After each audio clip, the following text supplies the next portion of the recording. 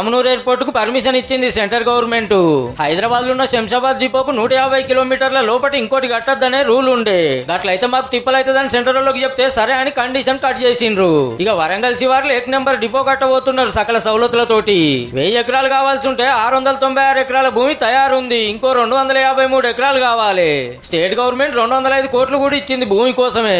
నేనే పోయి పర్సనల్ గా రామ్మోహన్ నాయుడు కలిసి వరంగల్ ఎయిర్పోర్ట్ కావాలని ప్రతిపాదన చేసిందే నేను కదా.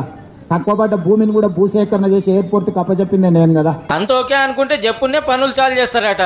అయితే నిజాం నవాబ్ కాలంలో దక్షిణాసియా ఖండంలో పెద్ద ఎయిర్పోర్ట్ ఉండే. ఈడ వ్యాపారాలు చేస్తానికి వాడేది నవాబు.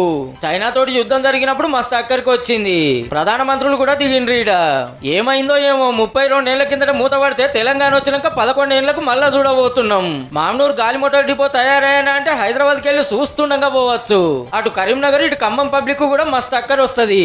ఎయిర్పోర్ట్ ఉన్నదంటే కొత్త రోడ్లు వస్తాయి, ఎన్నో బిజినెస్లు నడుస్తాయి, మస్తు డెవలప్మెంట్ ఉంటది. ఈ తీరులో తెలంగాణలో 2వ ఎయిర్పోర్ట్ చూడబోతున్నాం అన్నట్టు.